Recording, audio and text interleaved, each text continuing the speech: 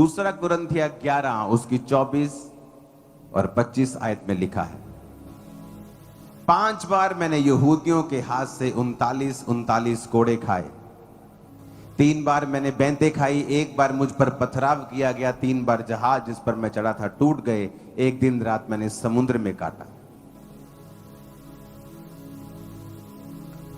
Romeo 5 उसकी 3 से 5 में लिखा, केवल यही नहीं वरन हम कलेशों में भी घमंड करें, ये जानकर कि कलेश से धीरज और धीरज से खरा निकलना और खरे निकलने से आशा उत्पन्न होती है, और आशा से शर्मिंदगी नहीं होती, क्योंकि पवित्र आत्मा जो हमें दिया गया है उसके द्वारा परमेश्वर का प्रेम हमारे दिलों में डाला गया है।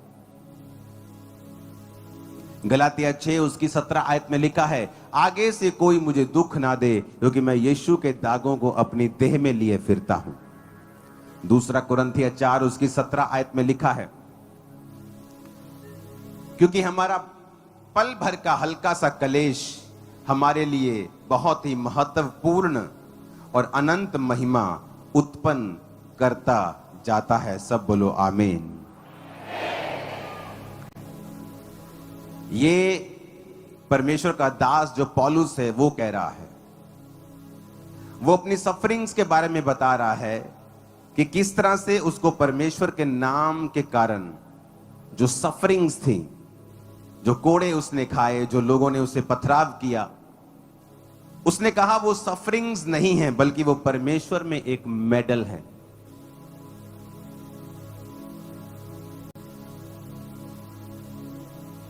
उसने कहा एक दिन रात मैंने समुद्र में काटा, यानी समुद्र में काटा यानी किसी मालदीव वर्ग की जगह में नहीं काटा, समुद्र में लिटरली पानी के ऊपर, जब जहाज टूट गया तो फट्टे के सहारे समुद्र में काटा। सो मेनी सफरिंग्स, लेकिन उसने कहा हम अपनी सफरिंग्स में, कलेशों में घमंड हमें करना चाहिए। क्यों घमंड करना चाहिए? क्योंकि वो साबित करते हैं कि हम राइट ट्रैक के ऊपर चल रहे हैं और शैतान को तकलीफ हो रही है।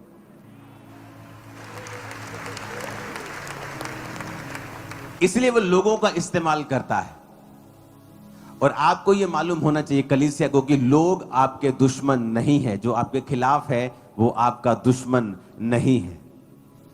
शैतान आपका दुश्मन है, क्योंकि आप उसको ट्रबल दे रहे हो, आप उसको लोगों के घरों से निकाल रहे हो, आप नशों से लोगों को मुक्त कर रहे हो, आप अपने देश के लिए प्रार्थना कर रहे हो, आप एक अच्छे सिटीजन बन रहे हो, आप एवरीथिंग करेक्ट कर रहे हो, राइट कर रहे हो, इसीलिए उसको आपसे दिक्कत है।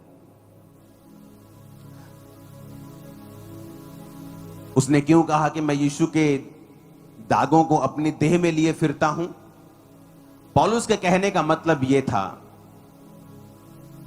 कि जब आप क्राइस्ट के लिए सफरिंग्स को लेते हैं तो यह प्रूफ करता है कि आपका मैसेज जो है, आपकी सेवकाई जो है वो जेन्युइन है, क्योंकि आप अपने मैसेज के लिए सफरिंग्स लेने के लिए भी तैयार हैं, माफ करने के लिए भी तैयार हैं। यह साबित करता है कि आप राइट ट्रैक के ऊपर हैं। अदरवाइज आप भी बहुत कुछ करने की ताकत रखते हैं और आप कर सकते हैं, दिनों में, सेकंडों में, घंटों में कर सकते हैं, पूरी गेम बदल सकते हैं, लेकिन फिर हम क्राइस्ट की आत्मा के अंडर नहीं रहेंगे,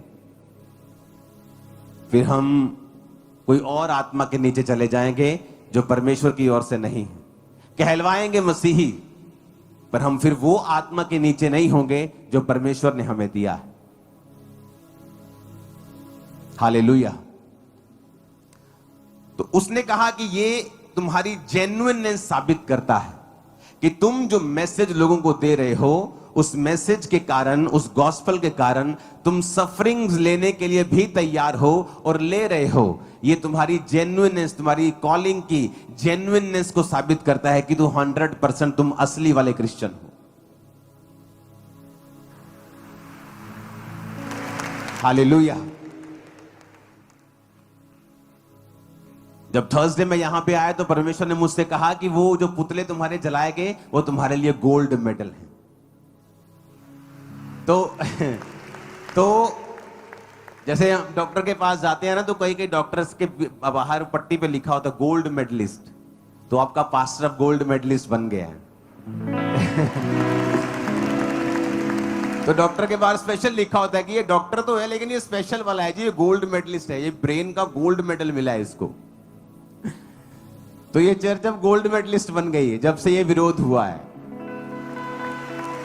आमीन। क्योंकि क्राइस्ट के कारण ये सफरिंग्स पहले आप अपने परिवार में देखते हैं। 2005 और 2025, इसने मुझे 2025 ने 2005 की याद करवाई है। वही सेम प्रकार की फास्टिंग, ओवर मेहनत, विरोध, झगड़े, लड़ाइयां। लेकिन 2005 के बाद जो हुआ वो पूरे वर्ल्ड ने देखा। अब 25 के बाद जो हुआ वर्ल्ड देखेगा पूरी तरह से। इमेजिन करो आप घर में जाएं और आपकी फैमिली में कोई व्यक्ति आपसे बात ना करे। हर व्यक्ति आपको ब्लैक शीप की तरह, काली भेड़ की तरह देखे, जो परिवार में जिसने नया कुछ शुरू कर दिया, जो अपना बिजनेस नहीं संभाल रहा पूरी तरह से, जो अपने परिवार की एक्सपेक्टेशन को पूरा नहीं कर पा रहा है, जो अलग रास्ते चल पड़ा है। जो पहले जब नशा करता था तो परिवार ठीक था, लेकिन जब उसने छोड़ दिया है तो उसको कुछ पता नहीं है परिवार को, इसने कुछ खाया है, पिया है, कहां से आया है, कहां को जाएगा, कुछ मालूम नहीं। लेकिन आप एक मैसेज लेके चले थे और उस मैसेज के कारण आपने सफर किया फैमिली में। आज कुछ लोग सफरिंग्स नहीं लेना चाहते। कुछ लोगों ने तो अब तक बपतिस्मा नहीं लिया क्योंकि वो बपतिस्मा नहीं लेना चाहते क्योंकि उनका विरोध ना हो। शादी कैसे करेंगे जी? और जब वो प्रेयर लाइन में आते और बोलते हैं हमारे जीवन में बड़ी बड़ी मुसीबत है, खत्म नहीं हो रही, इसलिए तो नहीं हो रही क्योंकि तुमने परमेश्वर के लिए कभी स्टैंड नहीं लिया है। मैंने उस समय डर जाता अगर और स्टैंड ना लेता, आज मैं डिलीवर नहीं होता, मेरा परिवार डिलीवर नहीं होता। आज मुझे किसी डिलीवरेंस की जरूरत नहीं है। कोई फाइनेंशियल डिलीवरेंस मुझे नहीं चाहिए, कोई बॉडी की डिलीवरेंस मुझे नहीं चाहिए,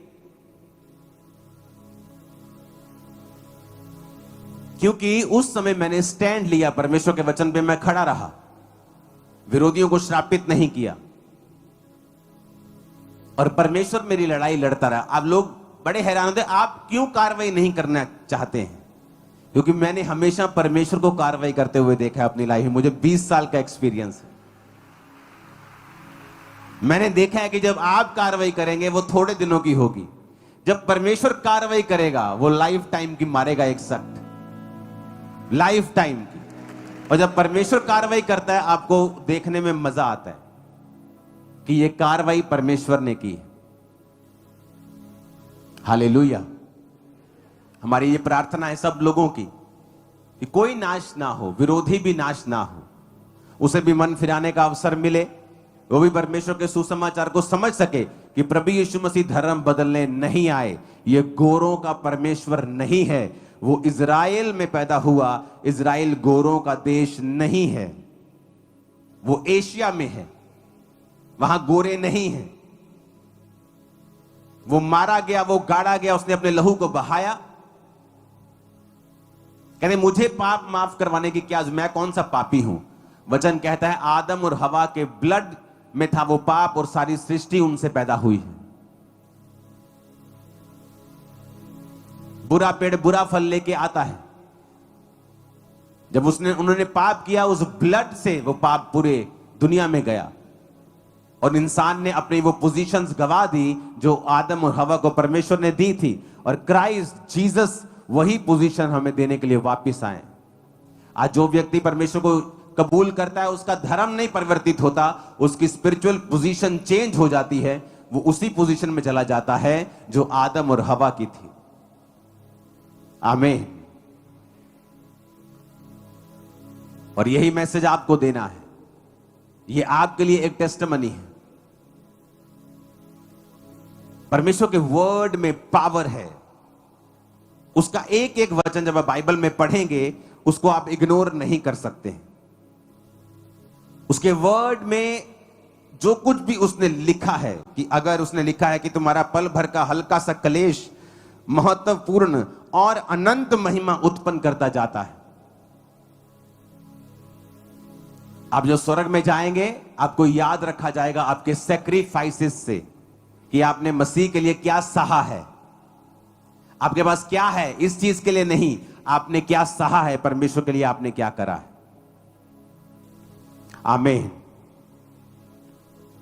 आप एक ब्लेस्ड मिशन के नीचे हैं, वेरी ब्लेस्ड, और आप सब ब्लेस्ड हैं यीशु मसीह के नाम में।